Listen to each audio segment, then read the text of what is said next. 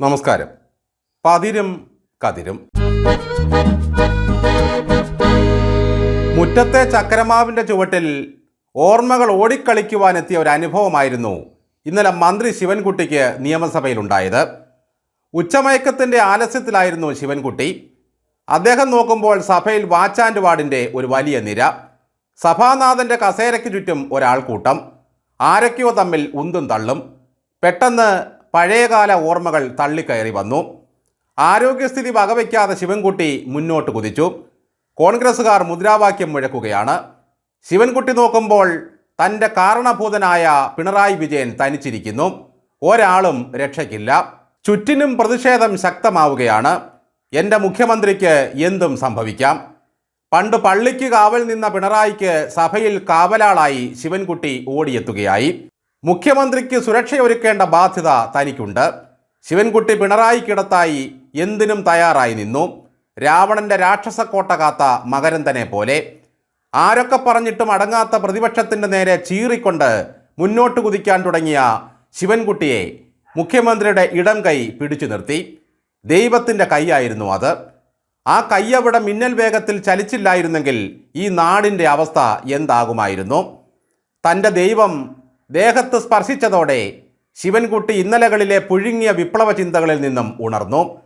അനുസരണയുള്ള അരുമ ശിഷ്യനെ പോലെ ഒന്നും മിണ്ടാതെ ശിവൻകുട്ടി സീറ്റിലേക്ക് മടങ്ങി. ലോകം സ്തംഭിച്ചു പോയ നിമിഷങ്ങളായിരുന്നു അതെല്ലാം. മുഖ്യമന്ത്രി അങ്ങനെയൊരു ഏക്ഷൻ ഇട്ടില്ലായിരുന്നെങ്കിൽ ശിവൻകുട്ടി ആർക്കും തടയാനാകാത്ത യാകാശ്വത്തെ പോലെ കുതിക്കുമായിരുന്നു. മേശയുടെ മുകളിൽ കയറി പരിചമുട്ടും ഐവറുകളെയും ചേർന്നുള്ള ഒരു മിക്സഡ് ഐറ്റം അവതരിപ്പിച്ചേനെ. ഒടുവിലൊരു അലർച്ചയോടെ താഴെ വീഴും. അതിനുശേഷം ശിവൻകുട്ടിയെ മേശപ്പുറത്ത് വയ്ക്കൽ, അലർച്ച ശബ്ദമിട്ട ആംബുലൻസിൻ്റെ വരവ്. മുഖ്യൻ തടഞ്ഞ് തിരിച്ചയക്കുമ്പോഴും ശിവൻകുട്ടിയുടെ കണ്ണുകൾ നിറഞ്ഞു കവിഞ്ഞിരുന്നു.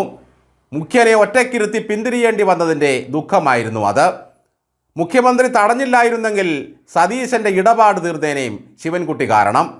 ശിവൻകുട്ടി തത്സമയം കാവൽ നിന്നില്ലായിരുന്നെങ്കിൽ പ്രതിപക്ഷം പിണറായി വിജയനെ കടിച്ചു കീറുമായിരുന്നു. എന്തും ചെയ്യുന്ന ക്രൂരന്മാരാണ് പ്രതിപക്ഷം. പിണറായി വിജയൻ്റെ ശിരസ് കൈമുഷ്ടിയിലാക്കി ഞെരിക്കുന്ന ആ സതീശനെ ഒന്ന് സങ്കല്പിച്ചു നോക്കൂ. പഴയ വിപ്ലവത്തിൻ്റെ തിളപ്പ് കൊണ്ട് മാത്രം ജീവിക്കുകയും ആവി കൊണ്ട് പ്രവർത്തിക്കുകയും ചെയ്യുന്ന ശിവൻകുട്ടി മാത്രമാണല്ലോ മുഖ്യൻ്റെ രക്ഷയ്ക്കായി ഓടിയെത്തിയത്. അമ്മായിയപ്പനെ എല്ലാവരും കൂടി വളഞ്ഞിട്ടാക്രമിക്കുന്നുവെന്ന് നിലവിളിച്ച മരുമകൻ റിയാസ് എന്തുകൊണ്ട് രക്ഷകനായില്ല? പിണറായി തമ്പുരാൻ എൻ്റെ ദൈവം എന്ന് പറഞ്ഞ വാസവൻ എവിടെയായിരുന്നു? ക്നാപ്റ്റൻ്റെ മഹിമകൾ വർണ്ണിച്ച വീണ ജോർജിൻ്റെ പൊടി പോലും അടുത്തെങ്ങും കണ്ടില്ല. ഓടിവരാനും കാവൽ നിൽക്കാനും ശിവൻകുട്ടി മാമൻ മാത്രം. എന്നാലും സഭയിൽ നടന്ന ഈ ചളിപ്പ് രംഗം റീൽസാക്കി ശിവൻകുട്ടിയെ പടയാളിയും പായും സൂര്യനുമാക്കിയ സൈബർ കോമാളികളെ സമ്മതിക്കണം. ആർക്കും തോൽക്കാത്ത പായും സൂര്യനെ, സത്യം കാത്തിയിടാൻ കാവൽ കാപ്പവനെ, ഇങ്ങനെയൊക്കെയാണ് ആ പാട്ട്. സത്യത്തിൽ ശിവൻകുട്ടിയെ അപമാനിക്കാനുള്ളതാണ് ഈ റീൽസ്. അദ്ദേഹത്തിൻ്റെ ആരോഗ്യസ്ഥിതിയെപ്പറ്റി അറിയാത്തവർ ആ കൈവിറയലിനെ ഹീനമായി ആക്ഷേപിക്കുകയാണ്. അദ്ദേഹം ഒരു രോഗത്തിൻ്റെ ചികിത്സയിലാണെന്ന് ഇതിൽ പലർക്കും അറിയുകയുമില്ല. ഒരർത്ഥത്തിൽ നമ്മുടെ ഈ പ്രതിപക്ഷത്തിന് നല്ലൊരു ചികിത്സ നൽകേണ്ട സമയം അതിക്രമിച്ചു കഴിഞ്ഞു. വഷളന് വളരാൻ വളം വേണ്ട എന്ന മട്ടിൽ നിയമസഭയിലായാലും പുറത്തായാലും ചീഞ്ഞ രാഷ്ട്രീയം വളമാക്കി ജീവിക്കുന്നവരാണ് CPMകാർ. അവരെ അനുകരിച്ചുകൊണ്ട് സ്പീക്കറുടെ ഇരിപ്പിടത്തിലേക്ക് ചാടിക്കയറിയ പ്രതിപക്ഷ MLAമാർ എന്ത് അന്തസ്സാണ് ഈ പാർട്ടിക്ക് ഉണ്ടാക്കി കൊടുത്തത്? നിയമസഭ തല്ലിത്തകർത്ത പ്രാകൃതമായ പ്രതിഷേധം നടത്തിയതിൻ്റെ പേരിലാണ് ഇന്നും CPMകാർക്ക് അല്പമെങ്കിലും തല കുനിച്ച് നിൽക്കേണ്ടി വരുന്നത്. ആ അപമാനം ഒരു സ്ഥിരം ഡിപ്പോസിറ്റായി അവർക്ക് നൽകേണ്ടതിന് പകരം നിങ്ങളും ആ തോന്യാസം ആവർത്തിച്ചു. ആരാണ് പ്രതിപക്ഷ നേതാവ് എന്ന് ചോദിച്ച സ്പീക്കറോട് അങ്ങ് ലോക്കൽ സെക്രട്ടറിയാണോ സ്പീക്കറാണോ എന്ന് തിരിച്ചു ചോദിക്കേണ്ടതിന് പകരം ആ ചോദ്യത്തിൽ ചെന്ന് ചാടിക്കൊടുത്തു പ്രതിപക്ഷ നേതാവ്.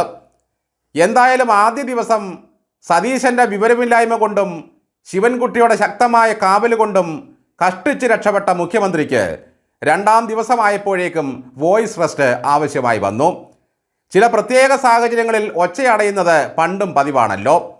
അന്നത്തെ ആ ഹഹഹ കേട്ടപ്പോൾ തോന്നിയതാണ് അധികം വൈകാതെ ഒച്ചയടയ്ക്കുമെന്ന്.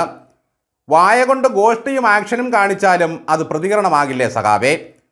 RSS കൂടിക്കാഴ്ചയുമായി ബന്ധപ്പെട്ട അടിയന്തര പ്രമേയം ചർച്ചയ്ക്ക് വന്നപ്പോഴാണ് മുഖ്യൻ്റെ സ്വനനാളി അടഞ്ഞു പോയത്. ഇനിയും ഞാൻ സഭയിലിരുന്നാൽ വല്ലവനും കയറി കഴുത്തിന് പിടിക്കുമോ എന്ന ചെറിയ ഭയവും ഈ കാരണഭൂതത്തിനുണ്ട്.